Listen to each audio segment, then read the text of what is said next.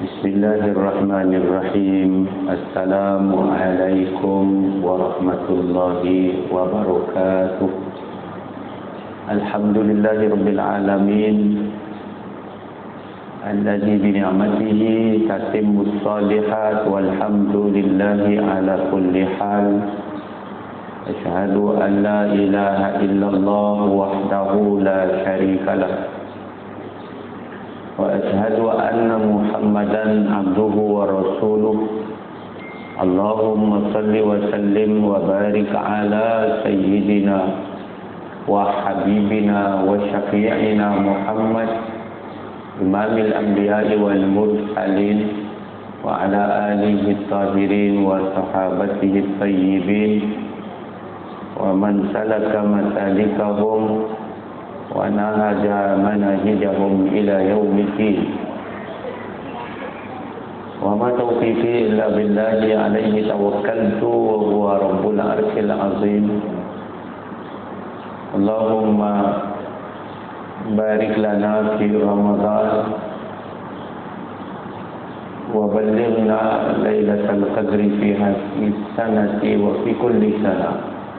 Allahumma ja'alna mimman shama Ramadana imanan wa ihtisaban wa ja'alna mimman qama Ramadana imanan wa ihtisaban. Allahumma ajirna minan nar. Allahumma amin. Yang berusaha lagi dikasihi Syekh Mahmudi, pengurus kompleks SIG Langkawi, keluarga tuan rumah SIG, seterusnya warga kuliah duha Jumaat yang istiqamah hadir di dalam kuliah duha istimewa Jumaat kita di dalam bulan istimewa Ramadan pada hari ini 11 Ramadan 1445. Mudah-mudahan kesemuanya kita dirahmati oleh Allah Subhanahu wa taala. Tuan-tuan dan puan-puan muslimat sekalian, betapa bertuahnya kita kerana dapat lagi menghirup udara Ramadan. Betapa bahagianya kita kerana dapat bertemu lagi dengan yang dirindui Ramadan. Ketika kita bertemu dengan Rajab dan Sya'ban, Nabi SAW sebenarnya sudah mengajak kita untuk merindui Ramadan. Apabila Nabi menyebut Ramadan hari-hari di dalam hidup baginda, Nabi ajak kita membaca sebuah doa, Allahumma barik lana fi Rajab wa Sya'ban wa ballighna Ramadan. Ya Allah, berkatilah bagi kami bulan Rajab dan Sya'ban, dan sampaikanlah kami untuk berjumpa dengan bulan Ramadan. Kita meniti hari-hari yang mendebarkan pada bulan Rajab yang kita harap keberkatan. Bertemulah kita dengan rahmat Allah malam bersejarah Lailatul Isra wal Mi'raj di dalam bulan Rajab. Bertemulah kita kemudiannya dengan malam nisfu Sya'ban di bulan Sya'ban. Hari-hari kita menyebut Balighna Ramadan, Balighna Ramadan. Ya Allah, sampaikanlah kami untuk berjumpa dengan bulan Ramadan. Allah kabulkan permintaan kita. Sebenarnya orang-orang soleh dulu 6 bulan lagi nak sampai Ramadan sudah menangis-nangis minta. Tapi di akhir zaman ramai daripada kita yang tak minta apalagi menangis. Allah temukan dia dengan Ramadan. Allah masih lagi bagi kesempatan berjumpa dengan Ramadan. Padahal tuan-tuan, hari-hari ada saja yang dipanggil menghadap Allah. Yang dipanggil balik ke sana tak sempat pun jumpa Ramadan. kita sambut hari pertama Ramadan, saya masih ingat. Asar hari pertama Ramadan, saya solat jenazah seorang wanita. Dia pergi pada hari pertama bulan Ramadan. Dia dapat juga bertemu dengan Ramadan dan kemudian pergi pada hari pertama Ramadan. Yang ditinggalkan tentu sedih. Suami, anak-anak, keluarga, kawan-kawan tentu sedih. Tapi sekurang-kurangnya dia pergi pada bulan Ramadan. Berapa ramai hari itu dalam bulan Rejab, dalam bulan Sya'ban. Ada satu kawan saya, imam masjid di daerah Yan, daerah pertama saya menjadi pegawai agama, jadi Tok Kobi. Dia pun dah pension jadi imam. Dia uzur, tapi saya kekal di masjid beliau menjadi imam. Walaupun saya dah bertukar ke daerah lain, dah balik ke ibu pejabat dan sudah pun lama bekerja di pejabat yang amat berhormat, saya masih terus berkuliah di masjid dia. Paling akhir saya jumpa dia, sebab saya pun tak sihat. Hari itu cuti sebulan kerana pembedahan. Sebelum tu paling akhir saya jumpa dengan dia, sembang dengan dia di masjid. Saya pun tengok kaki dia berbalut. Dia sudah berhenti daripada jadi tok imam, tapi dia tetap istiqomah dengan masjid. Yang berhenti imam aja, dia tetap pergi. Ada orang dia jadi imam, dia pegang jawatan, lepas dia berhenti, dia tak pergi dah. Ada. Jadi jawatan kuasa, waktu jadi jawatan kuasa, rajinlah dengan masjid. Lepas daripada tak terlantik, terpilih dia jadi jawatan kuasa, dia tak pergi masjid. Pasal apa? Dia tak ada jawatan. Tak betul. Kita jadilah tok imam ke, tok bilai ke, tok siap ke, ADK masjid ke, kita adalah jemaah masjid yang istiqomah. Lagi kita boleh, kita akan tetap pergi.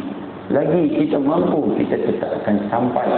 Kerana satu hari bila kita tidak mampu, Allah akan perintah malaikat catat macam mana waktu kita mampu dahulu. Nampak? Tok imam ni, dia sebenarnya hampir tak mampu dah waktu itu. Tapi muka dia tak langsung menunjukkan dia seperti kesakitan. Kebalut kaki dia kecil manis kronik tuan. Selepas tu, selepas daripada kita dah sambut Sya'ban, rupa-rupanya dia telah pun masuk ke hospital dan ditidurkan. Kemudian dia pergi setelah itu. Macam itulah kita. Maknanya dia tu di antara senarai awal, orang yang ada nama dia dalam satu senarai panjang lembaran yang diserah kepada malaikat maut. Malam nisfu Sya'ban, malaikat maut terima. Allah kata kat malaikat maut, kamu pergi ambil nama-nama yang ada dalam senarai ini. Nama tu imam ada. Sampai Nabi kata hak menikah. Hak yang bercucuk tanam, cucuk tanam. Hak yang bina rumah, buat rumah. Nah, abang kata apa? Manusia ni, dia menikah, dia tak tahu pun bahawa sebenarnya malaikat maut duduk tepi tu dah. Dia tak ada nak bersama dengan bini dia, mati dia. Ada tak? Ada. Angan-angan jangan kira. Betul tak? Projek ni macam-macam dalam kepala. Nak buat itu, nak buat ini, nak pergi situ, nak pergi sini. Tuan-tuan, yang bercucuk tanam, dia akan cucuk tanam.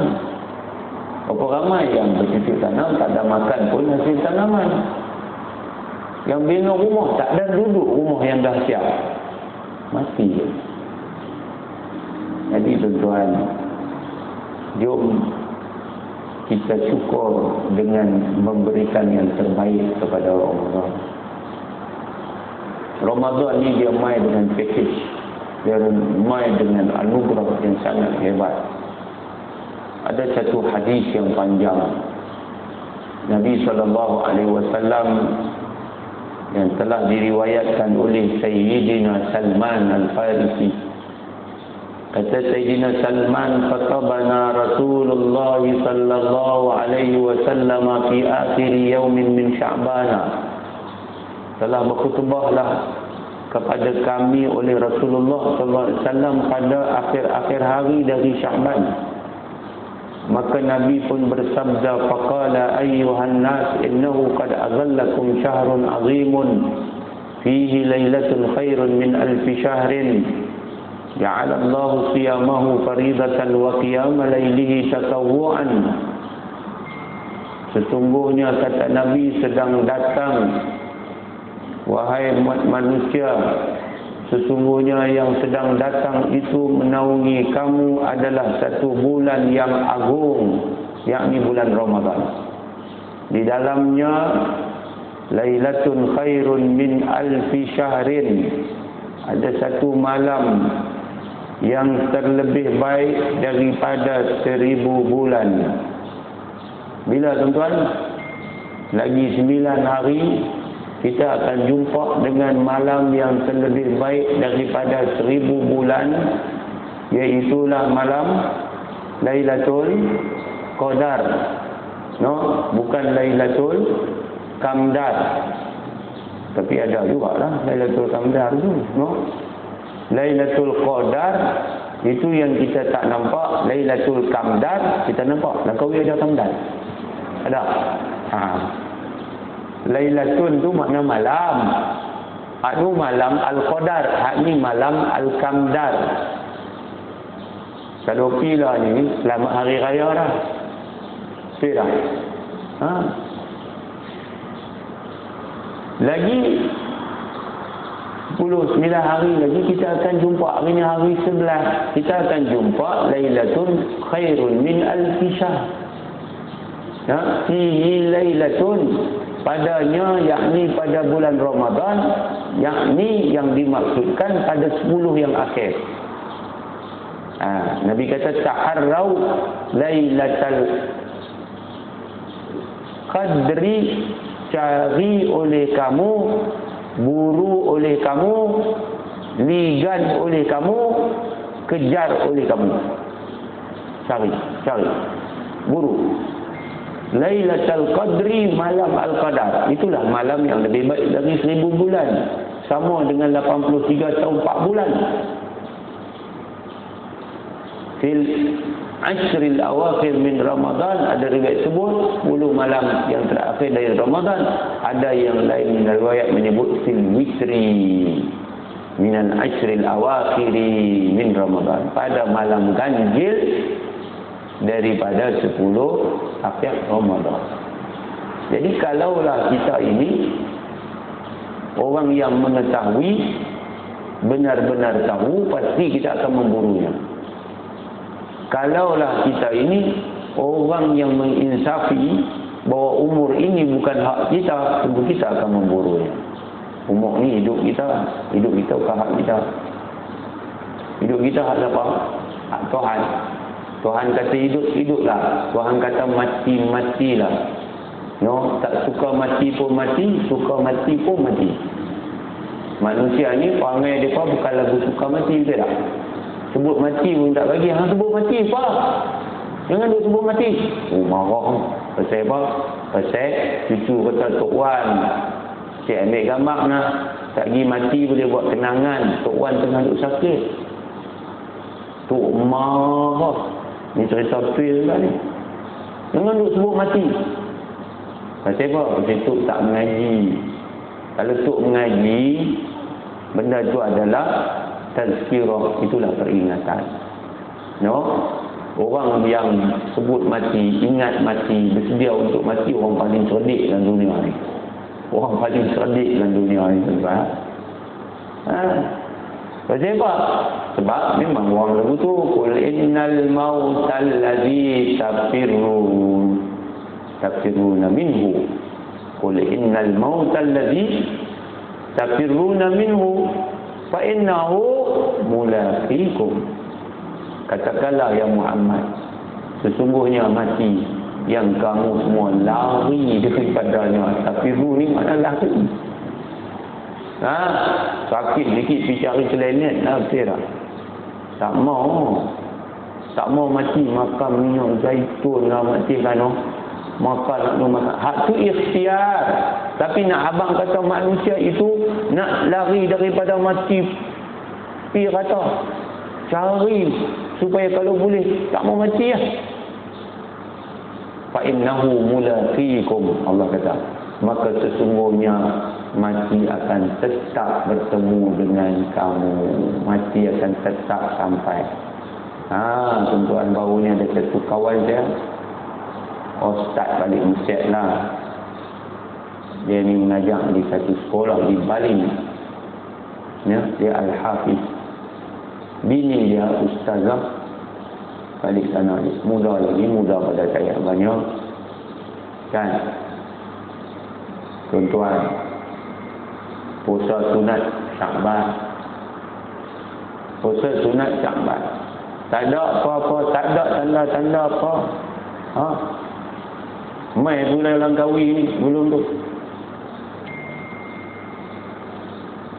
Malam tu lepas buka puasa, penat, tercungak-cungak, habis. Yang kata mati. Ayah tu ada lagi, mak tu ada lagi. Mati. Lepas seminggu, mak pun mati, menyusul anaknya yang pergi. Sampai di luar ni, di media sosial, dia cakap, doa ustazah ni kan mati lagi, mak dia yang mati. Padahal dua-dua mati. Ustazah mati, mak dia pun mati. Anak murid dia ramai-ramai semayang, berlapis-lapis, berkali-kali buka salin dalam masjid. Pasal terkejut bewak, ustazah dia pun mati. Nak abang kata apa, mati ni tentu kira siapa sampai masa jalan. Jadi tahun ni carilah Lailatul Qadar itu, hak laki-laki pergi tidur masjid. Nabi SAW iktikaf di masjid ni sampai habis umur. Ada satu tahun Nabi tak mampu pergi, dengan sebab tertentu Nabi qada tu iktikaf.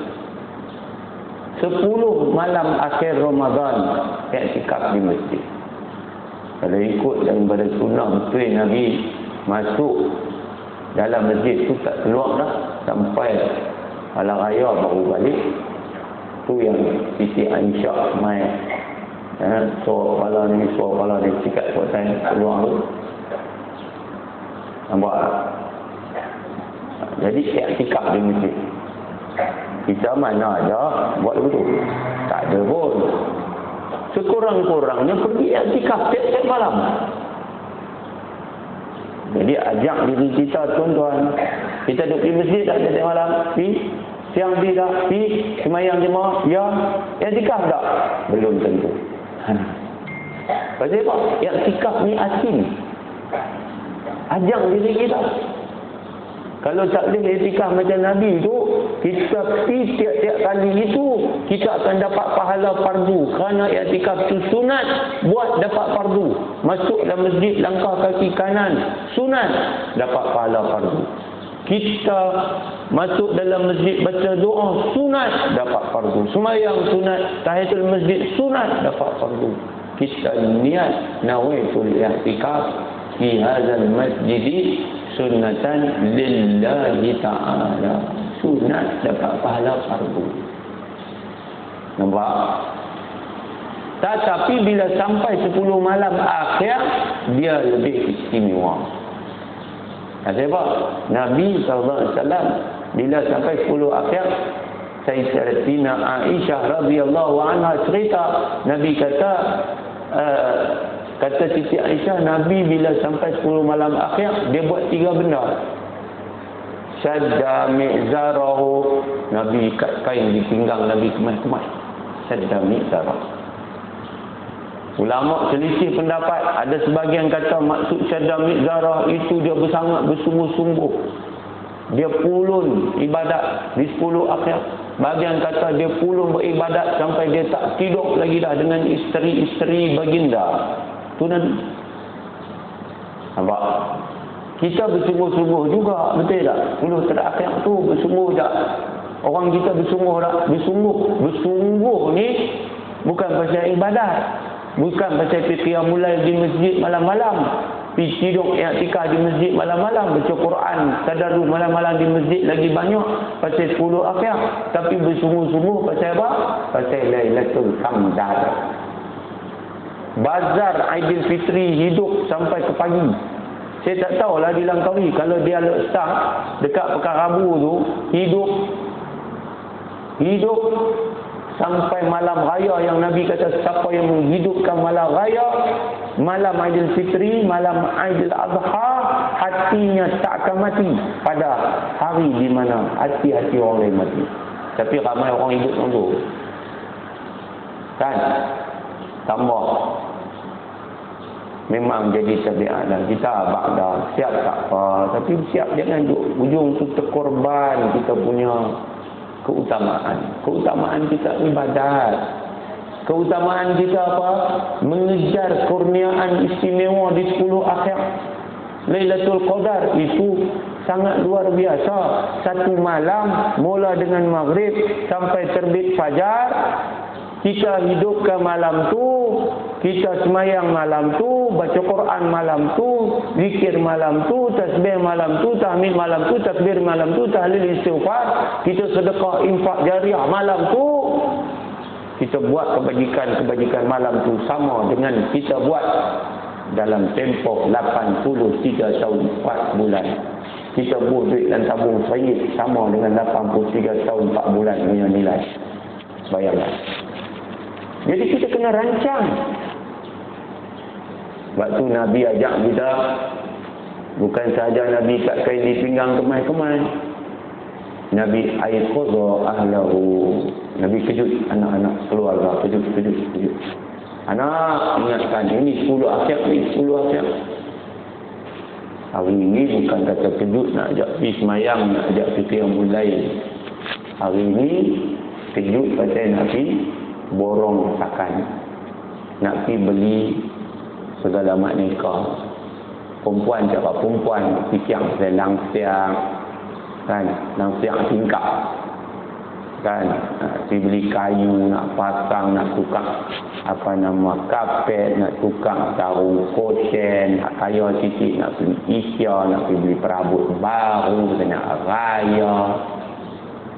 Saya tak ada tengok lah. Hak yang anak kecil-kecil berduyun, ikut, pergi tambah dengan suasana buh dengan lagu raya apa, feeling. Dia berlarak tu tak kira sakit lutut ke, sakit apa ke, dia nanti pi. Malam dia jam crank. Mayang terawih tak pi dah. Tak pi dah. Kadang-kadang lelaki jadi mangsa. Dia kata, abang petang ni kita pi Jitra. Bazar Jitra. Mana? Esok kita pergi tengok di Sungai Petani. Lusa kita pergi kulit. Mampus. Guling bini lagu ni tuan-tuan. Tak ada kebajikan semua ni. Agak-agak lah Noh. Jangan marah kat saya. Sungguh tak sungguh saya nak tanya ni. Awak sampai nak kena pergi Sungai Petani, sampai nak kena pergi Kulim, sampai nak kena pergi Jitra. Tak cukupkah aduk dia duduk stang? Awak sampai nak kena pergi Tanah Besar, tak cukupkah di Langkawi ni? Lagu tu lah. Kan? Sebab dia makan masa, dia ambil masa. Masa kita nak baca Quran, satu huruf dalam bulan Ramadan bukan 10 nah. Alif lam mim. Alif itu Nabi kata 10, lam itu 10, mim itu 10. Itu ganjaran di luar Ramadan. Dalam Ramadan alif 70, lam 70, mim 70. Kita tinggal tu. Kita tinggal semayang yang sunat dapat fardu 70 kali fardu. Kita layan apa? Jadi. Dan saya kata tadi lah, kadang-kadang kita rancang tu tak betul yang lain. Kita makan sok lewat. Okey dah. Tapi elok-elok orang bang, kita pun selesai, kita semayang di rumah. Tak betul itu. Ada orang dia sok awal sikit pukul 4.30. Dia mangkit pukul 4.30. dia makan sok. Lepas tu dia lena balik. Allahu Akbar kabira. Saya nak abang kat tuan-tuan, kita kena atur keluarga kita. Kita makan apa sok katanya? Awak makan kurma saja kan? Abang tak penting. Makan kurma kan makan nasi kan? Ada siapa di sini yang tak makan nasi? Angkat tangan, saya nak tengok sekali orang Langkawi makan sok tak makan nasi. Makcik 2, 3, 4, 5, 6, 7. Masih lagi majoriti makan nasi. Baguslah tak makan nasi ni. Makan nasi ni sebenarnya sunat kita makan lewat tu pasal apa? Untuk menguatkan kita berpuasa pada siang hari. Bila kita makan nasi, kita makan karbohidrat, tuan-tuan. Kan? Dia adalah makanan ruji dan sumber tenaga. Sebenarnya sebaik-baik makanan untuk berbuka dan bersahur apa dia? Nabi kata, kurma. Makan kurma. Arwah mak saya mati, dia ambil kurma 7 biji, dia tak ada kecil mana. Kurma 7 biji, dia bubur dalam gelas, kita bubur ayam, kita tutup semalam-malaman. Subuh dia makan. Sok baru dia makan. Nabi. Kan? Kalau banyak sangat 7, buat 5. Banyak sangat 5, buat 3 contohnya. Saya je ambil satu je sebab diriku al-kencing wal manisu. Begitulah. Kadang-kadang sangat saya ambil 3 kalau kata pasal lebuk kemas sikit hari tu, ambil 3. Sebab dua tak sunnah. Dia satu, dia witir. Dia 1, 3, 5, 7. Jadi kalau tuan-tuan tak ada kecil manis, ambil lebih sikit tak apa. Tapi jangan banyak sangat. Nanti kena kecil manis. Besok bila kena, kan dah susah. Jadi, tapi walau bagaimanapun, saya memberikan berita gembira kepada kawan-kawan yang kena kecil manis. Jangan susah hati. Kecil manis boleh masuk syurga. Kencing kawan. Payah nak masuk syurga. Jangan kencing kawan.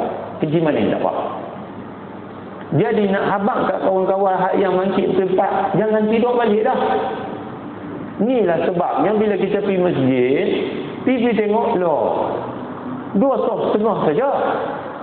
Mana pergi yang lain? Malam tadi sembahyang tarawih sampai 10 saf. Mana pergi? Tarawih itu sunat. Subuh Jumaat paling baik di bulan Ramadan. Itu subuh terbaik. Kita pergi pulun hak yang sunat, kita tinggal yang fardu yang sangat besar fadilat. Nampak tak? Puncak dia apa? Puncak sok. Kita makan nasi, dia tak baik untuk kesihatan. Kalau kita makan nasi, lepas itu kita tidur. Orang yang makan nasi, karbohidrat, dia perlu berapa jam? Sebab tak? Kongkong dia perlu 3 jam ke 4 jam untuk dia punya nasi karbohidrat dia tu diproses, dicerna, baru dia boleh tidur. Tapi kalau kita makan nasi sok pukul 2.30, pukul 3.30, pukul 4.30, lepas tu kita naik lena, rosak kesihatan kita, tak boleh. Sebab tu disunatkan kita lewatkan makan sok. Saya makan sok berapa? Pukul 5.50, pukul 6 baru saya makan sok. Belum tu kita semayang dulu. Saat ini kita makan sok, habis-habis tu kita ada masa untuk pergi berus gigi, kita kumur, kita selesai ambil wuduk, buat apa yang sunat semua, tuan-tuan, kita akan minum ayat las. Selesai, satu. Baca Quran, ombak. Jadi tak ada nak tidur balik lepas sok, tak ada. Tahu kita boleh pergi masjid. Orang bang kalau macam di sini, saya nak pergi semayang di Al-Hana, orang azan Allah Akbar, Allah Akbar, saya semayang sunat di sini, saya boleh lagi semayang dengan Tok Imam di Masjid Al-Hana. Kalau orang tu jauh pergi semayang di masjid sunat subuh, jangan tinggal sunat subuh. Sama macam saya semayang tarawih semalam, tengok semayang Isyak, lepas semayang Isyak ramai duduk. Tok Imam mangkit, Tok Bilal mangkit, Tok Siap mangkit, orang tu mangkit, orang ni mangkit. Mangkit berapa? Masih semayang sunat Isyak, semayang sunat Isyak. Hak ramai tak mangkit ni buat apa? Duk tunggu nak semayang tarawih. Sedangkan semayang sunat Isyak lebih tinggi makam dia daripada sembahyang sunat tarawih. Tak faham. Oleh kerana tak faham, kita jadi berwuduk. Nampak? Syadda mi'zara wa ahya laylah. Syadda mi'zarahu wa aiqaza ahlahu. Kejutkan ahli keluarga. Lah ni pun kita abang. Dia pakai semayang nak. Semayang. Jangan bangkit makan saja. Sok. Semayang. Ibu, ayah. Kalau kita jadi mak ayah, kita pun tak buat lagi. Macam mana? No? Kesian dekat anak-anak kita. Dia pun nak ikut siapa. Kita jadi pak bangkit duk tengih mata. Bawa bantai busuk. Pergi dia makan sok. Adakah? Saya kata kut ada lah kan. Tapi tak ada lah bantai busuk ni budak aja. Tapi kut ada. Tapi hak tengih mata ada tuan-tuan ni. Pak bangkit tengih mata pergi balas. Bang. Sepatutnya dia kena semayang. Semayang seringkai-ringkai 2 rakaat. 2 rakaat. Bangkit ditekan pam. Rangat nasi tu. Tapi kalau dari segi kesihatan tuan-tuan, rangat nasi ni tak bagus. Nampak tuan-tuan? Kalau saya pergi mana, saya tak boleh makan nasi hangat. Kena makan nasi sejuk. Boleh? Boleh makan nasi hangat. Nasi hangat tu dia menghidupkan benda-benda yang menyebabkan gula kita naik. Kita makan nasi sejuk. Selalu mak perempuan saya, kalau nasi baru tak apa. Kalau nasi hangat, tok sok buang. Abang nak hangat, cek hangat lah. Kalau cek tak ada bukti mana. Diriku kecil mana. Gitu. Nah, saya tahu ni. Hak suami-suami tak main ni, ramai geng saya. Pegang buku kalau hijau. Nah, jadi, wahai para isteri, ingat itu. Jagalah kesihatan suami. Pasal apa? Kalau kita tak jaga, siapa nak jaga? Kadang mereka jenis al-balunu. Dia balun dia. Wal balasahu. Balun yang belasah. Dia tak peduli Buka puasa, ayak tebu. Ayak merah. Merah tak apalah, ada silap juga. Merah ni dia kata dia bukan gula. Tapi kalau tebu gula. Lincikak gula. Ayak macam-macam kalak gula. Kalau dia kecil mana? Tunggu tak saya hujung Ramadan. Penuh tak klinik. Pasal apa? Pasal tabiat kita dalam bulan Ramadan yang tak betul cara makan kita. Tu Nabi. Wa ahya lailahu, Nabi menghidupkan malamnya. Hidupkan malam. Nabi di 10 terakhir, Nabi akan iktikaf dalam masjid. Kita boleh buat macam tu? Tak ramai boleh buat. Ada satu orang tadi saya cerita di masjid Anas. Saya kata dia ni penulis kitab. Banyak buku dia tulis. Dia ni balik cek sekali dengan saya. Dulu waktu dia senior sikit. Dia menjadi penulis penuh masa. Banyak berjasa dalam masyarakat. Dia dah kerja lama dah. Dia pun sempil. Saya jumpa dia dalam satu masjid. Dalam daerah pertama saya jadi Tok Khori di daerah Yan. Dia dah lama duduk di Kuala Lumpur, dah duduk mustauting di Kuala Lumpur lama dengan keluarga dia. Dia tinggal dia balik main Kedah ni, dia iktikaf daripada 10 yang akhir tu mula sampai malam raya baru dia keluar sembahyang. Dia duduk dalam masjid tu siang malam tuan-tuan. Dia buka puasa hak di masjid tu sampai sok. Dia beli untuk dia makan di masjid tu, dia tidur di masjid tu. Dia iktikaf. Kita ada buat begitu. Tak, saya pun tak buat. Baru duduk cakap. Jadi kalau hak tu kita tak boleh buat, suami kita tak boleh buat, takkan dia tak boleh buat? Pilah pukul 12.30, pukul 1 malam. Pilah iktikaf di masjid. Duduk tidur di rumah buat apa? Boleh maklum? Maklum? Malam 21 Ramadan itu, malam pertama ganjil itu, tak daripada tiap-tiap malam sampai ujung. Abang kata suami, abang cadang ke abang boleh tak? Awak abang pergilah iktikaf di masjid. Pergilah dia buat qiyamul lail. Jun, cek teman abang. Kita bawa anak kita pergi. Berani dulu. Ada berani? Perempuan pun boleh. Dia tinggal lelaki dia. Lelaki dia duduk depan, dia duduk belakang. Dia kata untuk sapi lah. Abang pergi korang dapat pahala. Memang betul. Abang pergi. Abang pergi. Dia pergi. Cuba bayang pahala kita cadang. Dapat apa? Dapat tak?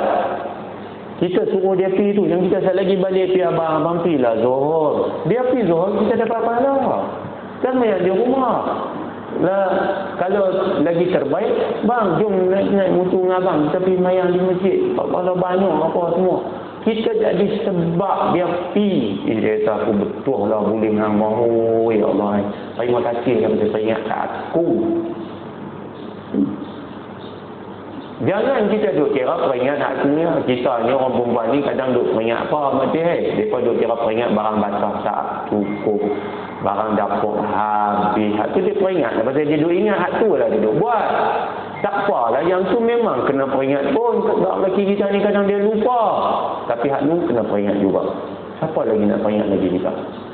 Abang, ajak anak jantan kita pergi duduk di masjid. Pergi tidur di masjid, masuk ambil yang semayang, masuk dalam masjid, langkah kaki kanan, baca doa, sunat tahiyat masjid, bawa lapis, lepas tu pegang Quran sat baca, zikir, pegang tasbih, boom. Lain tau. Sebab kebanyakan masjid dah di Kedah sudah buat program Qiyamul Lail di 10 malam akhir. Betul tak? Buat Qiyamul Lail. Jadi bila mereka buat Qiyamul Lail, maka tak lagi orang akan main. Main dah TV ni, naik motor, main naik kereta. Di Korea saya macam tu. Kita game mana? Game tidur di masjid. Iktikaf. Kita duduk tidur. Kalau di Arab, abang kat maklum, mereka bawa tilam pantai, pergi tidur di masjid. Masjid 2 tingkat. Atas ni studio, toto, tilam, pantai, apa semua. Mayang di bawah. No? Bulan puasa. Tak balik lah. Buka puasa Maidatul Rahman. Tak balik lah. Dengan sok-sok mampu lah. Tapi kita balik. Tak lagi semayang Qiyamul Lail dengan Tok Imam. Masjid saya di Korea, kita buka peluang orang saja. Bukan saja buka puasa. Tang-tang saja buka puasa. 10 akhir saja iftar. Dan juga sahur. Buka puasa dan sahur. Iftar tu buka puasa. Sahur, sahur. Jadi bila dah semayang kita kadang malam ganjil buat tasbih, buat tahajud, ada malam kita buat taubat. Cuma yang kita tak buat witir. Sebab witir kita dah buat di belah awal. Bila dah selesai, kakak ambil, ada yang pergi bersila, makan. Sudah makan, berus gigi, semayang suruh. Ada yang ambil, bawa balik di rumah. Siapa? Diriku. Ambil, boleh rumah. Percaya bang? Dia rumah saya dekat dengan masjid. Dalam selang 5 biji rumah itu, rumah saya. Jadi, dia tunggu di mana, balik makan rumah. Esok. Jadi, hidupkan malam 10 akhir dengan mempertingkatkan amal ibadah. Isteri bangun awal, semayang lebih pada 10 malam. Banyak doa. Segala nampak sekalian. Nabi kata syahrun ja'alallahu qiyamahu faridatan wa qiyama laili tatawwu'an. Inilah satu bulan Allah fardukan di siang harinya puasa. Fardu di siang hari puasa. Puasa Ramadan ini puasa yang telah difardukan. Asal-asal puasa hukumnya sunat sehinggalah difardukan.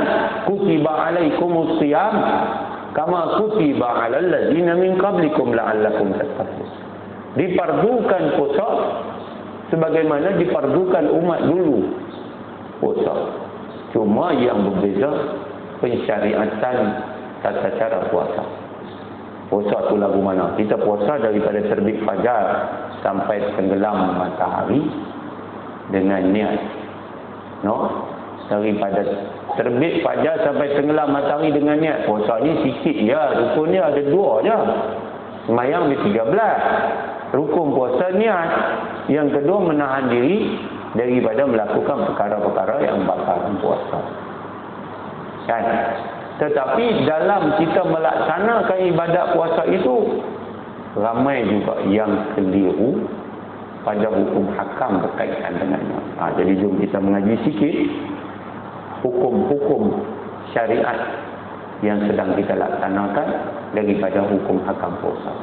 Caranya tuan-tuan, kita ulang kaji balik hukum salah faham orang yang sedang berpuasa, antaranya orang yang lupa niat di malam hari, dia makan di siang hari, minum di siang hari dengan bebas. Itu salah.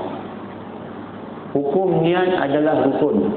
Tak niat tak sah puasa. Maka niatnya adalah daripada tenggelam matahari sampai terbit fajar subuh. Dia mesti berlaku pada antara itu, malam maksudnya.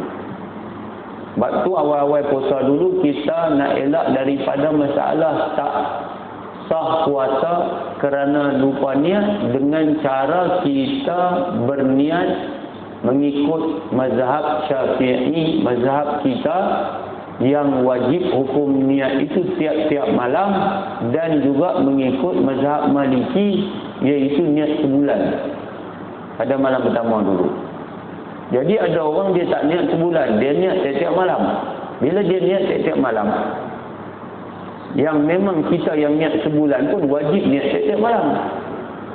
Kita niat sebulan itu spare niat. Kut lupa. Tiba-tiba orang tu dia tak niat sebulan, dia niat hanya semalam. Setiap malam dia niat. Tiba-tiba sampai hari itu dia lena, sebelum dia tidur dia tak niat. Dia ingat dia nak bangkit esok, tapi dia tak ingat niat nak puasa. Dia hanya ingat tak ni nak bangkit esok, tapi dia tak nawa itu saumah dia. Dia tak sahaja aku berpuasa besok hari. Tak lintas dalam hatinya begitu, tapi dia kemudian yang tak jaga sampailah habis masuk subuh baru terjaga. Bila dah terjaga suami isteri ni, Allah, kita dah tak niat. Ayang, kita dah tak niat. Tak apalah abang, nanti kita potong. Dekat situ betul lagi. Dia kata, makanan buat siap dah tak makan abang. Jom kita makan. Maka menyeruklah dua-dua lelaki bini ni akan sok dia. Mereka patut bangkit makan sok, tapi mereka tak makan sebab mereka tak jaga. Bila mereka tak jaga, mereka tak niat. Bila mereka tak niat, mereka tak dapat puasa hari itu. Bila tak dapat puasa hari itu, mereka bersepakat untuk membalun akan makanan yang ada. Balunlah mereka suami isteri. Berdosa tak? Berdosa. Hukum dia haram. Tak boleh makan. Abang kat anak-anak kita jangan kita ibu duk syubhat dengan anak kita. Dia kata kakak lupa nak niat puasa malam mama. Dia kata tu dia lah. Tu ada tadi makanan ada lebih habis. Tulis mangkuk kat kita. Dosa suruh dia pergi makan.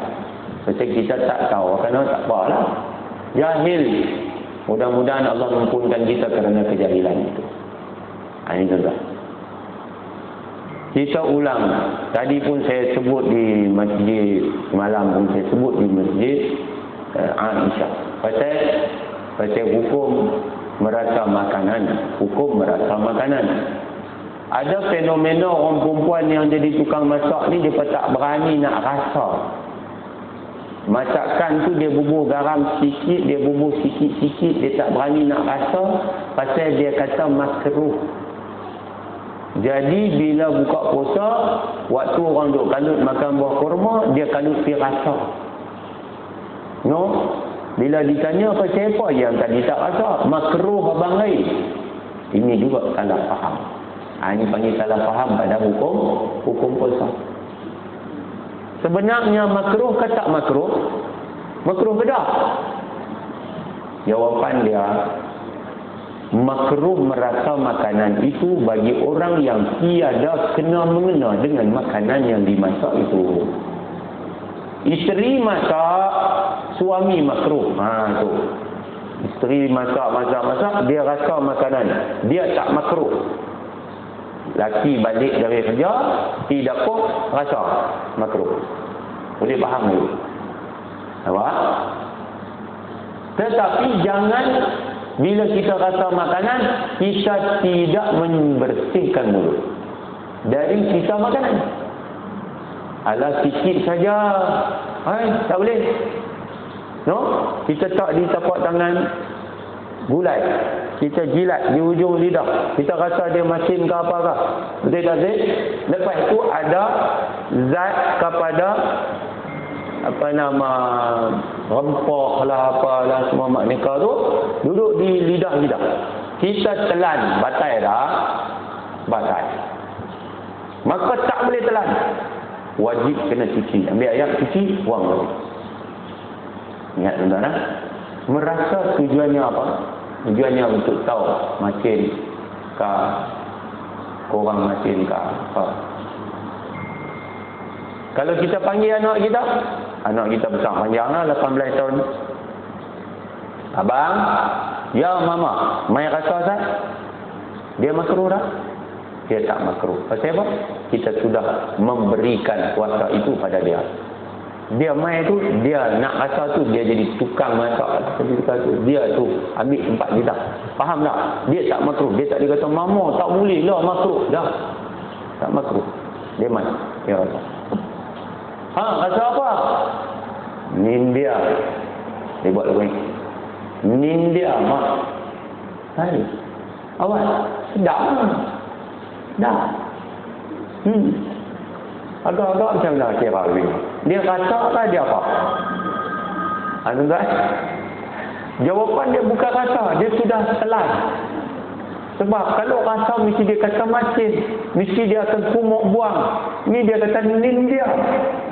Sedap. Allahu Akbar. Maka kalau anak cucu kita, bila kita suruh rasa makanan, dia jawab kata sedap, maka itu tanda dia sudah membatalkan puasanya. Faham? Pasal itu tanda dia telan. Okey. Muntah dengan sengaja. Muntah tidak sengaja. Apakah hukum muntah dengan sengaja? Batal tak? Contoh. Makan tidak sengaja. Minum tidak sengaja. Apa hukum makan minum tidak sengaja? Ada hukum dia. Kalaulah siapa-siapa dia termakan, terminum tidak sengaja, maka Nabi kata teruskan berpuasa. Kerana Allah yang memberi dia makan dan Allah yang memberi dia minum. Jangan marah saya. Syarat dia betul-betul lah.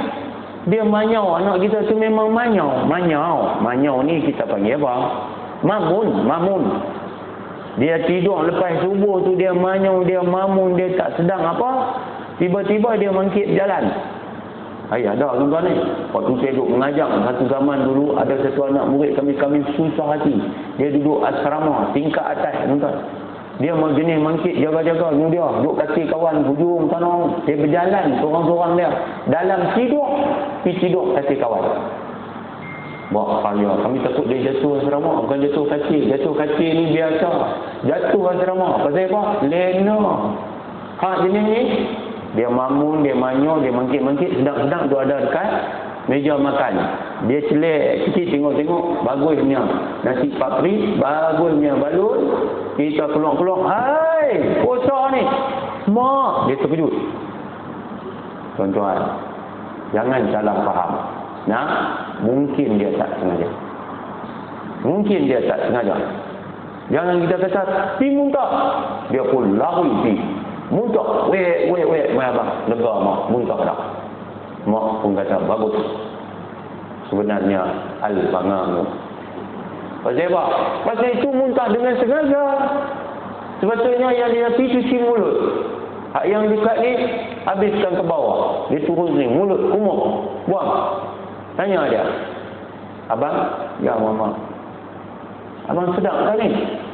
Baru sedang. Tadi makan sedang tak? Tak sedang. Betul tak sedang? Tak sedang. Berapa pinggan? 5. Contohnya, dia tak sedang tuan-tuan. 5 pinggan. Tapi menasabah kata tak sedang 5 pinggan. Kalau betul dia kata dia tak sedang sungguh, tak apa. Tapi selalunya orang ni dia terlupa ni dekat 2-3 mulut dia lah. Lepas tu dia teringat lah. Tapi nak abang contoh, kalau dia tak sedang suruh, dia kata lama tak sedang. Tengok habis depan tu semua habis. Tak sedap sampai cerah semua. Tapi kalau betul dia tak sedang, tak ada masalah. Teruskan. Muntah tidak sengaja. Batal tak batal? Batal tak batal? Tak batal. Kita pening, mabuk laut. Naik kena alut. Bumbang. Dia duduk main. Duduk naik. Kita duduk kontrol. Cool down. Apa dia duduk lambung? Boom, naik. Macam mana? Kalau muntah tak sengaja, batal tak batal? Jawapan dia tak batal. Tapi ingat, muntah najis. Dia keluar tak sengaja melepasi makanan, minuman yang melepasi halqum. Pas ke bawah, dia keluar balik. Keluar balik tu muntah.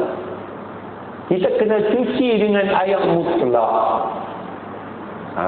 Ni. Dia ada kaitan tak dengan air liuk? Ada kaitan. Itu yang kita terang, hukum menelan air liuk. Kita dengar kan? Berapa? Pukul 10-7 minit. Panjang sikit ngaji, tak apa. Hukum telan air liuk. Hukum telan air liuk harus. Hukum telan, hukum asal harus. Dengan 3 syarat. 3 syarat ni kena tahu. Fardu ain ni. Kita mengaji sekali, macam mengaji 70 kali. Satu rugilah siapa yang layan nafsu tidur dia pagi ni. Dia balas leno hari Jumaat kot. Kan? Selalu mangkit juga dia cari makan kot ni kan. Atau main pasal kuliah duha ni, pergi balas tentang mana kan. Jadi yang ni tak ada, tidur. Rugi.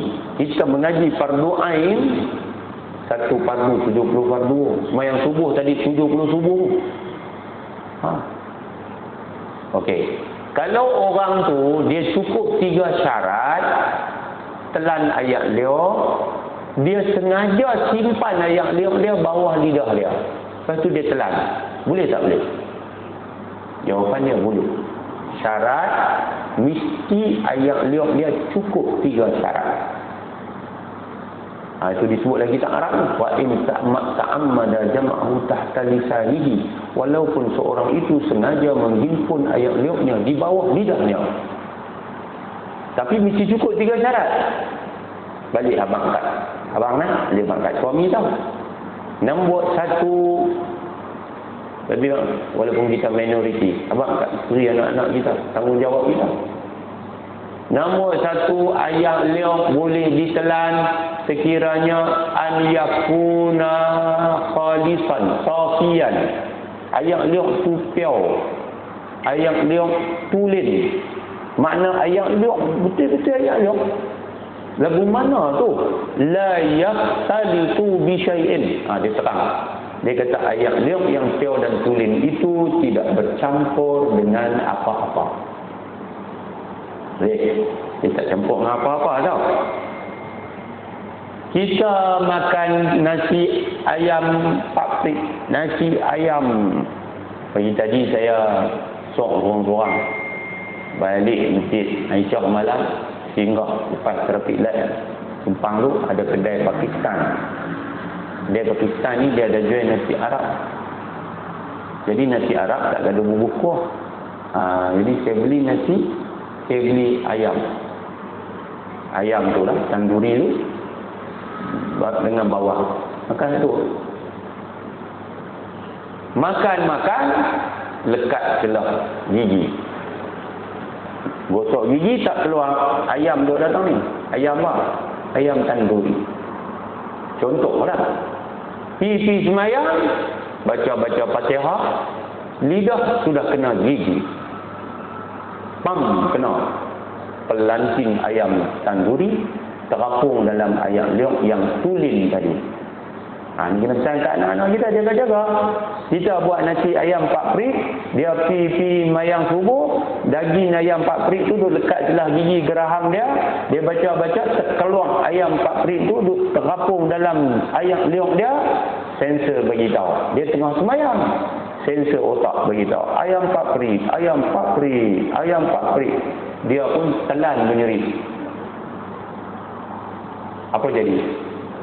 Batal. Batal lah puasa dia, batal sembahyang dia. Pasal apa? Ayam 4 peri kot. Sisa makanan. Dia kalau kita dah tos, kita telan, dia hanya halu-halu duduk di bawah dah, asu yang dimaafkan. Kan? Nampak? Kita makan kurma. Macam kemarin buka puasa di masjid semuanya. Makan kurma layak dulu. Kita tak pergi kumur lah. Nampak? Kalau lah sisa makanan dikenal pasti tak boleh. Kalau yang halus, kita dah kumuk dia, telan, kumuk dia, telan, dia masih ada di bawah, duk rasa macam rasa lah, itu dimaafkan. Ni ayam 4 peri dekat dalam gigi, ni sisa makanan dekat dalam gigi, tak boleh. Sebab tu kita gosok gigi bagi dia. Sebab tu saya kata, kita sepatutnya sebelum fajar subuh, kita dah selesai. Mandi selesai, gosok gigi selesai, kita selesai. Baru kita mula tu dengan sonok kan, dan kita segar kita nak pergi semayang subuh. Okey. Yang kedua, an yakuna tahiran, ayam liuk yang boleh ditelan selain daripada dia ayam liuk yang tulen, yang tak bercampur apa-apa, mestilah ayam liuk itu hukumnya suci. Tahiran makna suci. Ayat liuk. Dia kata la mutanajjisan. Ayat liuk tak boleh kena najis. Muntah najis dah? Najis. Darah najis dah? Najis. Orang tu berdarah busi dia, darah lah mulut dia.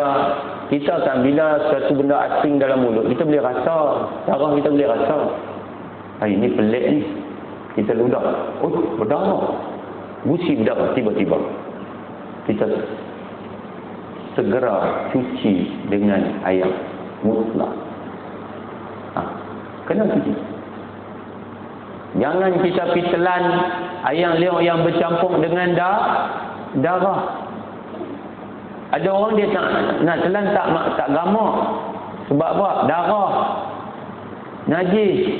Tapi dalam waktu dia tahu darah tu najis, dia tak gamak nak telan najis, tapi dia pi ludah ayam liuk yang bercampur darah dan kemudian memada dengan cara mencuci mulutnya itu dengan meludah. Faham tak? Dia berdarah, lepas tu dia ludah.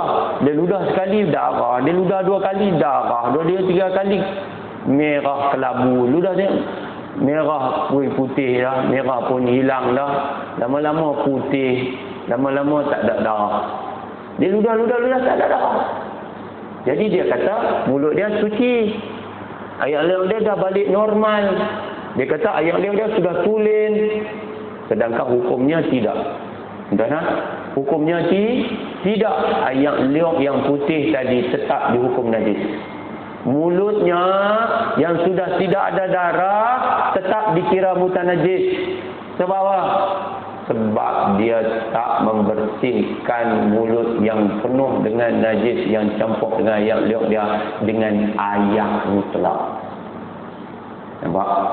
Entah. Jadi bila kawan tu ludah, lepas tu dia pun selepas daripada ludah dah putih, dia pegang kata ini sudah suci, dia pun telan, maka batal puasa. Jangan main-main di malam ni. Nombor 3, syarat ayam liuk boleh ditelan ialah ayam liuk itu masih berada di dalam kawasannya, berada di tempatnya. Dalam mulut kita ada kelang liuk. Ayam liuk ni dia akan keluar, membasahi mulut, masuk keluar biasa. Kita telan biasa, tak lagi dia pusing, dia keluar. Lepas tu dia akan membasahi kerengkung kita, pelincir. Tak apa. Ayat liuk kalau kata takdir isyarat ibarat kitab, dia kata kita buat keluar umpamanya ayat liuk itu kedua bibir merah kita. Maknanya kita ambil ayat liuk letak di lidah, mai packing di bibir merah kita tarik buat masuk balik telan batal. Nampak tak? Faham? Tu yang kata hukum telan ayat liuk. Tuan-tuan, bila kita ambil wuduk, ada orang dia ambil wuduk dia tak tahu beza yang sunat dan yang makruh. Dalam bulan Ramadan hati-hati. Ada orang dia duk biasa buat, dia terus buat tanpa dia tahu hukum. Hati-hati. Nampak tak? Contoh, kita ambil wuduk, kita mula dengan basuh tangan, baca bismillah. Masuk air dalam mulut, nama dia madmadah. Masuk air dalam hidung, nama dia istinsyaq. Hukum dia sunat. Tetapi apabila di siang hari yang sunat kekal sunat, tapi jangan berlebihan. Dia ada dua tau. Sunat memasuk air dalam mulut dan hidung serta melebihkan basuhan itu. Kita panggil maksud melebihkan di situ dipanggil al-mubalaghah. Apa maksud mubalaghah? Bersungguh-sungguh. Berlebihan tu maksud bersungguh-sungguh. Ambil air, gong. Tu. Saya dengar tak dulu tu kawan kita ada buat tu. Gong. Ayam liur dulu berputar atas ni baru dia luar. Itu dipanggil bersungguh-sungguh. Kalau hidung ni kita bubur, kita hisap. Dia masuk sampai khaisum. Itu dipanggil bersungguh-sungguh. Makna kita buat sunat dan sunat. Sunat masuk air dalam mulut, sunat dalam hidung dan bersungguh-sungguh. Tetapi bila di siang waktu Ramadan, hati-hati. Sunat kita masuk air dalam mulut, berkumuk-kumuk. Sunat kita masuk air dalam hidung, istinsyaq. Tetapi makruh kita bersungguh-sungguh. Faham? Maknanya kalau kita berkumur, kita gogok, air termasuk, tertelan, batal. Pasal makruh. Kita buat yang makruh, batal. Kita tak buat gogok, tapi kita balas berapa kali? Kali pertama sunat, kali kedua sunat, kali ketiga sunat, kali keempat makruh. Waktu kali keempat ayam tertelan. Kita buat betul saja. Kita bukan gogok, tapi kita buat benda yang tak disuruh oleh syarak. Pada berkumur kali keempat, maka ayam termasuk tak sengaja pun batal. Faham? Jelas. Okey. Apabila kita mandi. Semalam pun saya sebut di mana hukum mandi. Hukum mandi. Mandi hukumnya harus. Betul tak? Kita ni musim panas. Negeri kita ni panas. Ramadan kebetulan tahun ni di tempat kita memang panas. Banding dengan Arab. Saya tak tahulah, pagi-pagi tadi saya terima satu WhatsApp pukul 5 pagi. Menara tower di Mekah, tengah-tengah denyut nadi Mekah sebelah dengan Masjidil Haram terbakar. Menjerit-jerit orang, wallahu alam, gamak tu AI kan betul ke tak betul, saya pun tak ada tengok ni. Tapi kita doa sama-sama selamatlah. Kalau betul terbakar, ada jemaah dalam tu, bukan seorang dua, ramai kan syahid. Lah ni di sana Arab sejuk. Arab sejuk. Kita panas. Kedah ni ada titik paling panas di Pokok Senang. Kalau 3 hari berturut-turut tu dah sampai 37, 40 baru ni. Orang tak tahan ni, orang kampung kan, pakai kipas pun hangat tu. Ayak pun panas. Tapi dia masuk surah abang, saya mandi 7 kali. 7 kali mandi. Mana geng nak duduk depan sungai tu, terjun dalam sungai. Jadi kambau lah kono. Kambau kan duduk timbul kepala ya kan. okey. Apa hukum mandi? Harus. Tetapi hati-hati. Takut air masuk dalam rongga tak sengaja sekalipun, maka ia boleh membatalkan puasa. Tuan, mandi ada hukum wajib, ada hukum sunat, ada hukum harus. Mandi wajib bila kita kena mandi wajib, mandi sunat bila kita disuruh mandi sunat. Seorang suami bersama dengan isterinya pada malam Jumaat. Mereka makan suap pada pukul 2 pagi dan mereka tidur semula setelah berniat untuk berpuasa besok harinya. Mereka telah tertidur sehinggalah masuk waktu subuh. Adakah boleh mereka solat subuh setelah mandi wajib? Setelah masuk waktu subuh, wajib hukumnya. Wajib hukumnya. Solat subuh wajib, mandi wajib tu memang wajib. Adakah mereka masih sah berpuasa? Jawapannya sah berpuasa. Ini dengan syarat mereka telah berniat pada malam hari, mandi di siang tadi tu tetap sah dan hukum mandi itu wajib. Okey. Di depan rumah mereka ada sungai. Maka kedua suami isteri ini telah mandi di dalam sungai. Kedua-duanya telah menyelam dengan sempurna. Nawaitu raf'al hadatsil akbar. Perlu selam. Dan mangkit-mangkit daripada selam tu, kata bininya kepada lakinya, abang, sesungguhnya ayah telah masuk ke lubang telingaku. Apa hukum mandi dia? Sah tak mandi dia? Sah. Apa hukum puasa dia? Sah tak puasa dia? Batal puasa dia. Batal puasa isteri, sah puasa suami. Pasal suami selamat, air tak masuk lubang telinga. Masuk lepas berbendang. Hak yang bini ni dia tak jaga cara dia nak selam tu, maka air telah termasuk walaupun dia tak sengaja. Dia sedang mandi wajib kerana dia mandi dengan cara menyelam. Batal puasa dia. Boleh faham? Tapi mereka tidak memilih untuk mandi dalam sungai kerana matahari sudah terang, mereka malu. Mereka telah masuk ke dalam bilik ayah berdua-duaan mandi menggunakan shower. Mereka pun mandi. Nawaitu raf'al hadatsil akbar. Mandi. Gosok. Perut. Ayat masuk lubang telinga. Abang, sesungguhnya ayat telah masuk lubang telinga cik. Sengaja tak? Tak sengaja. Batal tak? Jawapan dia tak batal. Nampak?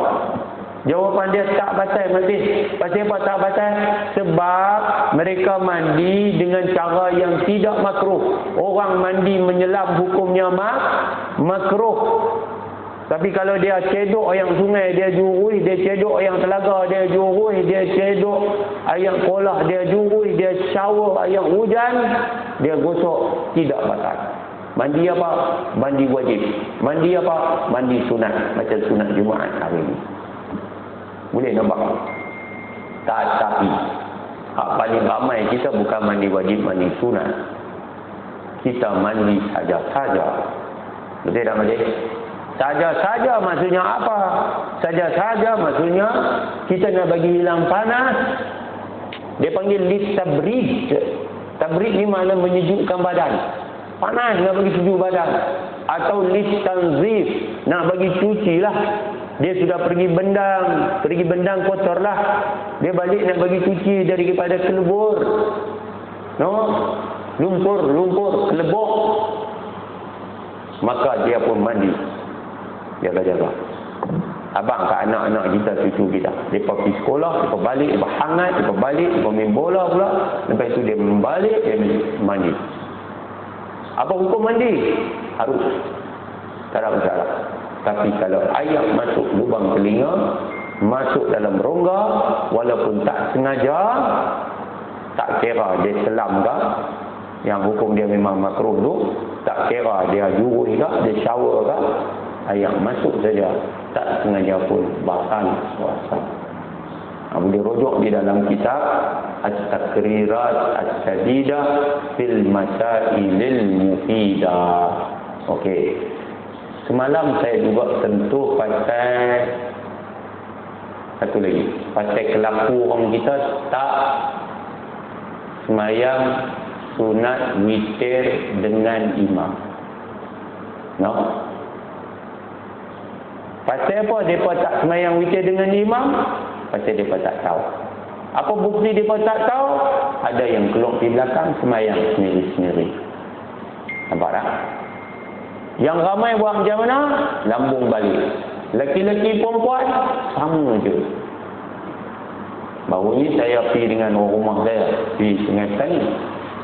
Pergi satu masjid. Masjid tu buat 20 campur 3, tapi ada tazkirah. Tempat tazkirahnya antara 8. Semayang sampai 8, berhenti buat tazkirah 20 minit, sambung sampai 23. Saya pun ajak mereka, abang kat mereka. Elok 8 tuan-tuan, saya kali-kali berung bangkit. Tu dia banyak semua pakat balik, laki-laki perempuan. Saya pegang mikrofon, saya kata kalau boleh tuan-tuan, jangan balik dulu. Dengar sikit saya nak cakap. Hak balik-balik ada sebahagian duduk. Perempuan duduk, mungkin suami dia pun duduk. Saya pun terang. Jadi hari ini saya nak terang lagi sekali, supaya tuan-tuan janganlah balik walaupun terpaksa kerana ada kerja. No, semayang 8. Jadi ada kerja, nak kena balik. Tak apa, baliklah. Tapi jangan balik kecuali setelah semayang witir. Dengan siapa?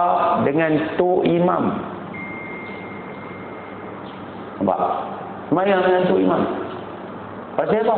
Pasal witir ini, semayang berjemaah dituntut dalam bulan Ramadan, keistimewaan witir.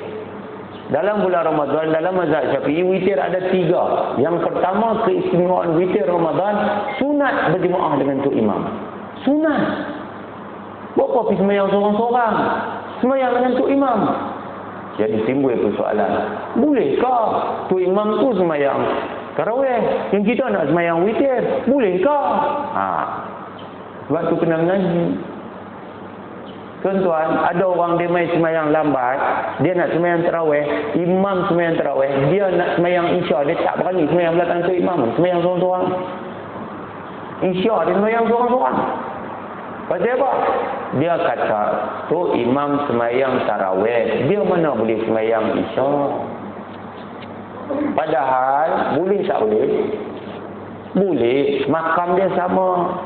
Walaupun kedudukan imam semayang sunat, makmum semayang fardu. Tetapi sabit bahawa makmum yang semayang fardu ikut imam yang semayang sunat dapat pahala jemaah besar. Bulan Ramadan jemaah tuan. Aduh. Jadi jangan semayang witir seorang-seorang, apalagi balik tak semayang witir. Saya yakin saya hak lambung balik lepas semayang 8 ni ramai tak semayang dah, dia rumah witir. Berjamaah kompor. Mungkinlah ada 1-2 orang kot, mai teh kita semayang 2 orang jemaah witir. Ada ke? Agak-agak ada. Ajak bini dia semayang jemaah witir dengan dia. Pasal sunat berjemaah dengan tu imam. Ada. Silap-silap witir pun dia tak ada buat. Jadi dia semayang apa? Dia semayang tarawih saja 8. Witir dia tak buat. Soalan dia boleh ke tak boleh? Jawapan dia boleh. Tok imam mayang tarawih, dia nak semayang witir. Tok imam mayang tarawih, dia semayang qadha, dia semayang subuh, dia semayang zuhur, dia semayang asar, dia semayang maghrib, dia semayang isya. Hak tak boleh tok imam semayang jenazah, dia semayang isya. Tak boleh kan? Pasal semayang jenazah mana ada rukuk, mana ada sujud. Tak ada. Jadi undang-undang tak sama. Jadi kita habaq dalam siri kita kali ini, cara untuk witir bersama dengan imam yang sedang semayang tarawih. Ada beberapa cara yang perlu kita tahu. yang boleh kita buat untuk mendapat pahala berjemaah dengan imam. Imam semayang tarawih rakaat ke-9. Kita semayang witir 2 rakaat. Kita niat witir, imam niat tarawih. Semayang macam biasa. Bagi salam, selesai. Tu imam bagi salam, kita bagi salam, selesai. Lepas itu, tu imam naik rakaat yang ke-11. Kita naik rakaat yang terakhir, rakaatan. Jadi tu imam usalli sunnata tarawih raka'ataini imaman lillahi ta'ala. Kita duduk belakang dia, kata usalli sunnatal witri raka'atan makmuman lillahi ta'ala. Allahu akbar. Semayang witir 1 rakaat kan Allah. Ikut imam macam biasa. Imam rokok, imam sujud. Imam nak angkat kepala di sujud yang kedua, rakaat yang pertama imam, dia kata Allahu akbar. Waktu kita nak angkat kepala tu, kita niat aku bercerai dari imam, aku berpisah dari imam, aku mufaraqah dari imam maksudnya. Nak baca tahiyat, bagi salam, habis. Dapat pahala jemaah dengan imam. Atau kita nak buat wajah yang paling afdal, yang paling baik, kita bagi salam selepas imam bagi salam. Kita duduk sujud, jadi imam naik rakaat kedua, Allahu akbar, kita naik untuk duduk tahiyat akhir. Kita tak niat mufaraqah, kita tunggu untuk imam bagi salam, baru kita bagi salam. Payah sangat. Hak tu pun payah nak buat lagi satu. Lagu mana? Kita buat semayang 3 rakaat terus. Tu imam naik rakaat yang ke-9 dan 10. Kita naik rakaat witir. Salli sunnatal witri salasa rakaatin makmuman lillahi ta'ala. Allahu akbar. Tu imam duduk tahiyat akhir, rakaat kedua, kita duduk rakaat yang kedua, tahiyat awal. Baca sampai Allahumma shalli ala sayyidina Muhammad. Tu imam bagi salam, rakaat terakhir dia, kita naik tambah lagi 1 rakaat. Macam yang mari lah. Payah kan rasanya? Tak payah. Yang payah macam tak mau mengaji, tak faham, tak mau tanya. No, tuan-tuan, lebih muslimat dirahmati Allah Subhanahu wa ta'ala sekalian. Mudah-mudahan semakin ramai yang faham tentang hukum hakam dalam fiqh puasa yang luas ini. Mudah-mudahan kita dapat grab sebanyak-banyak pahala. Kalau kita tak berubah di bulan Ramadan, saya tak tahulah bila kita nak berubah. Kalau kita tak banyak-banyak buat ibadat bulan Ramadan, bila lagi kita nak buat? Nak baca Quran, bila lagi nak baca Quran? Kalau kita tak baca Quran di bulan Ramadan. Kalau kita tak banyak sedekah, infak jariah kita bulan Ramadan, bila kita nak infak? Hari-hari kena infak. Ni hari Jumaat, mak ayah kita dah meninggal lama, tunggu di sana. Kita ni tuan-tuan, dulu mak ayah kita hidup, kita bawa buah ni, kita bawa kuih ni, kita bagi duit setiap bulan, kita ingat kat mak ayah kita. Pasal apa? Kita nampak mereka dekat mata. Hari ni mereka sudah tak ada, tapi mereka tahu ada anak mereka di dunia. Mereka sedang menanti daripada kita. Jangan lupa ibadat kita, sedekah jariah kita, infak kita, hadirkan untuk mereka. Ya Allah, pahala kau bagi kepada aku, Ya Allah, atas sedekah aku, atas infak aku, atas wakaf aku. Aku hadirkan pahala itu untuk ibu dan ayahku. Muslimin muslimat sekalian. Jadi tadi pun saya dah buat iklan dalam grup WhatsApp kita. Siapa yang belum lagi masuk grup WhatsApp HIV Duha, boleh ambil nombor telefon saya, hantar saya nak jadi grup WhatsApp HIV. Bulan lepas pun ada lagi yang tak jadi ahli grup WhatsApp. Grup WhatsApp sengaja ni bagus sebab ada sahaja bahan ilmiah yang kawan-kawan kita bubuk tak ingat apa yang kita sebut tadi, boleh buka dan dengar balik. Tuan-tuan, saya nak peringat tuan-tuan, saya nak peringat tuan-tuan, di antara amalan yang kita tak boleh tinggal pas kita semayang dalam bulan puasa lagi ni tuan-tuan, jangan lupalah baca Sayyidul Istighfar. Istighfar ni tuan-tuan bukan cakap ampun dosa, Allah buka pintu rezeki yang tidak kita sangka. Allah hilangkan kedukacitaan dan kesedihan di dalam jiwa. Banyak istighfar. Kalau siapa miskin, susah nak jadi kaya, insya-Allah banyak istighfar. Banyak baca Sayyidul Istighfar.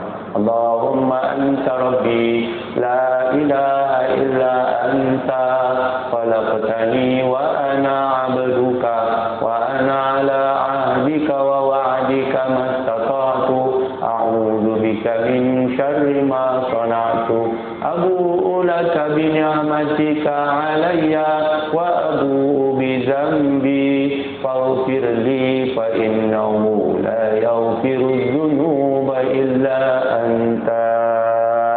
Siapa dengar baru ni kuliah Datuk Mufti dalam radio kan, dia cerita pasal seorang ulama didatangi seorang perempuan, seorang yang tak dapat anak lama, nikah tak boleh anak. Dia suruh banyak-banyak istighfar, banyak-banyak istighfar. Tak lama bila jumpa, dia tanya macam mana kamu. Dia pun, abang, saya sudah memperolehi zuriat. Tu tuan-tuan. No? Orang tu miskin, susah. Jumpa dia juga. Ulama tu kata banyak istighfar. Istighfar ni fadilat dia banyak. Tuan. Maka dalam banyak-banyak istighfar ada sayyidul istighfar. Penghulu segala istighfar. Tadi tiap-tiap hari kena baca. Subuh, maghrib baca. Baca juga raditu billahi rabba wa bil islami dina wa bi Muhammadin sallallahu alaihi wasallam nabiyyan wa rasula. Sayyidul istighfar tadi Nabi kata siapa baca pada waktu siang, dia baca dengan yakin, dia mati sebelum maghrib, maka dia ahli syurga. Siapa baca waktu malam, dia baca dengan yakin, dia mati sebelum subuh, fahuwa min ahlil jannah, maka dia ahli syurga.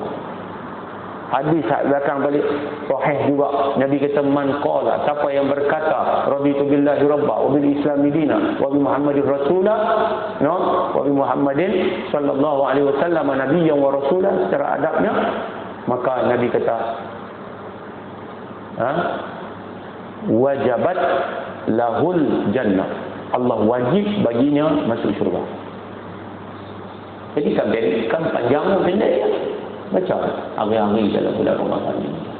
Jadi saya nak buka peluang siapa-siapa yang nak mendapat ganjaran pahala sebanyak-banyaknya di bulan Ramadan, buat yang sunat dapat fardu, wakaf, infak, jariah, zakat tuan-tuan. Zakat hukumnya wajib. Jadi buat peluang dalam bulan Ramadan dapat 70 kali fardu mudah-mudahan. Jadi bagi insya-Allah. Kita yayasan amal juga adalah merupakan amil zakat, jabatan zakat negeri, tentu boleh dapat lepaskan cukai pendapatan, dan untuk wakaf, infak, jariah, insya-Allah kita akan hantar kepada pihak-pihak yang memerlukan.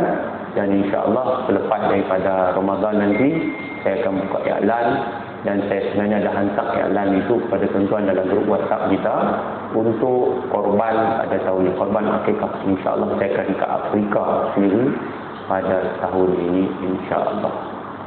Jadi sekali lagi, siapa yang belum jadi ahli grup boleh hantar permohonan jadi ahli grup dalam WhatsApp grup kita. Nombor telefon diriku ya. Saya alu-alukan ya kalau ada soalan tentang puasa, sebab soalan itu pembuka ilmu. Kalau saya tak tahu, saya boleh rujuk, saya dapat tambah. Faham? Okey? Hantar soalan kat saya dalam WhatsApp.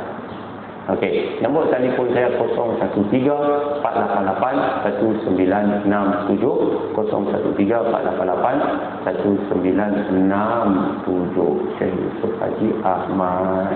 Selamat meneruskan ibadah puasa Ramadan, dan saya ambil kesempatan sampaikan salam yang amat berhormat Besar Kedah Darul Aman. Beliau berada di Bumi Langkawi ini tuan-tuan. Kemarin bersama dengan beliau semalam di Masjid Semuyung, Masjid Al-Ihsan, buka puasa dengan masyarakat Langkawi yang terpilih daripada kumpulan guru Quran sukarela, bidan-bidan kampung, mudin-mudin tradisional ni, pemandi jenazah, korek liang, dan juga sedikit mu'alaf. Kemarin kita dah rami bersama di Masjid Al-Ihsan. Jadi selamat Hari Raya Aidilfitri, maaf lahir batin. Kepada yang nak bagi sumbangan secara tunai, saya boleh terima dan tolong masukkan kepada tuan-tuan ke dalam akaun Yayasan Amal untuk mendapat pahala yang banyak. Kita kongsi dengan rakan-rakan kita daripada grup kita insya-Allah. A'udzubillahi minasyaitonir rajim. Bismillahirrahmanirrahim. Alhamdulillahirabbil alamin. Allahumma shalli ala sayyidina Muhammad wa ala alihi washabbihi ajmain. Allahumma hdi qaumana fa innahum la ya'lamun wa 'allimna ma yanfa'una wa anfa'na bima 'allamtana. Allahumma zidna ilma. اللهم أرنا الحق حقا وارزقنا اتباعه وأرنا الباطل باطلا وارزقنا اجتنابه. اللهم بارك لنا في شهر رمضان وبلغنا ليلة القدر في هذه السنة وفي كل سنة. اللهم أكرمنا بليلة القدر في هذه السنة وفي كل سنة. اللهم إنك عفو كريم تحب العفو فاعف عنا يا كريم، وعن والدينا وعن جميع المسلمين والمسلمات برحمتك يا أرحم الراحمين. ربنا آتنا في الدنيا حسنة وفي الآخرة حسنة وقنا عذاب النار. صلى الله وسلم عليه والحمد لله رب العالمين. سبحانك اللهم وبحمدك أشهد أن لا إله إلا أنت أستغفرك وأتوب إليك. بسم الله الرحمن الرحيم. والعصر إن الإنسان لفي خسر إلا الذين آمنوا وعملوا الصالحات وتواصوا بالحق وتواصوا بالصبر. السلام عليكم ورحمة الله وبركاته. تقبل الله منكم.